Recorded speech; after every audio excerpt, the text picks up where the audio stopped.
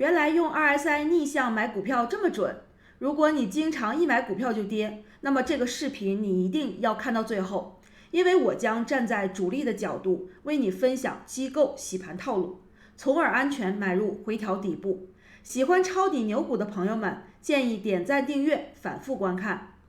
我们来看一个实战案例，图中的这只股票经过了一轮上涨之后，出现了一定幅度的回调，很多股民开始考虑进行抄底买入，但是又非常的纠结，因为这里很有可能是一个洗盘骗线，也有可能是一个陷阱，万一买错，可能就会持续下跌，产生大幅的亏损。那么到底如何能够确定这里是否可以安全买入呢？如何识破主力的洗盘套路呢？今天我们就来分享一下，通过 RSI 的反向逆向思维来进行买入。图中的这个案例果然在后面就出现了大幅上涨，但很多时候如果你直接买入，又有可能大幅下跌。所以我们接下来讲一下机构的思维方式。首先呢，逆向思维的重点在于任何指标都可以去使用，但一定要用机构参数来进行设置。那么 RSI 指标呢，顾名思义是相对强弱指标。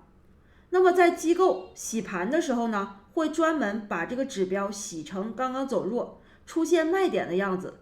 然后再迅速拉回，以达到洗盘的目的。我们来看一下机构的参数一般是多少。那么 RSI 的经典机构参数设置是14，而我们谈到的强弱指标专门给我们指明了弱势区域是数值0到50的区域，而反过来，如果 RSI 的数值在50与100之间，则是强势区域。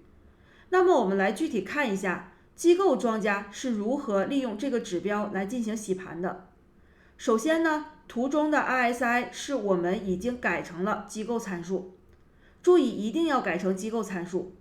那么在这里50的位置就是强弱的分水岭，当 RSI 从50之下突破了50，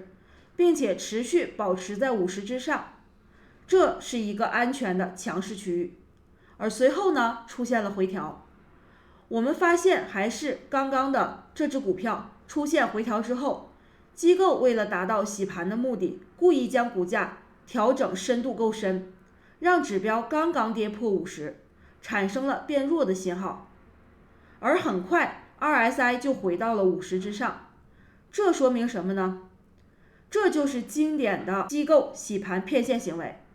很多散户会根据这个方法立即卖出股票，但实际上 RSI 如果跌破50，在3天内回到50之上，这往往是机构故意做出的骗线洗盘行为。所以我们可以看到，随后股价就迎来了一波波澜壮阔的大涨行情，甚至有股民就在刚刚卖在了跌破50的位置，卖在了最低点。这就是为什么散户经常被机构套路，而今天的视频我们揭秘了这个方法。那么两个重点，第一是参数要改成机构参数14，第二是当跌破50 3天内回到50之上，这是一个很好的买入机会。但是你一定会说，这个成功率到底有多高呢？能不能真正的安全让我们买入呢？好，我们必须要结合另外一个重点，那就是机构专用操盘线。有了这条线，你会发现，首先在图中，当股价持续处于机构专用操盘线之下的时候，一般不要参与股票。而我们看到，如果是在图中这个区域，你看到 RSI 的数值突破了50，再很快跌破50，再来回50附近的震荡横盘，那这里的 RSI 跌破50，很快回到50，是我们应该买入的机会吗？当然不是。为什么呢？因为我们要买的是强势牛股，经历了第一波明显上涨之后出现的回调，我们专门抓的是第3波上涨，也就是这个位置，明显股价处于操盘线之上，而 RSI 呢，短暂跌破50，再回到50之上的买点。而图中的白色圈圈位置明显根本没有出现操盘线转为向上，即使股价短暂的突破了操盘线， RSI 也短暂的超过了50，但没有形成一个持续的时间出现股价高于向上操盘线，同时 RSI 持续高于50，我们就明确的知道整个的这一段，包括图中这一段，都不是我们应该去买入的机会。所以我们再次强调一下，为什么要使用机构专用操盘线？这条线的使用将会大大提高我们的成功率，因为我们要确认的是在上升强势的股票，而不是去参与下降趋势以及反弹，甚至刚刚反转的第一波上涨的位置。我们这个方法专门针对的就是一只强势股已经走出了低点，经历了第一波上涨，我们要抓的是回调之后的第三浪，更加大幅的上涨，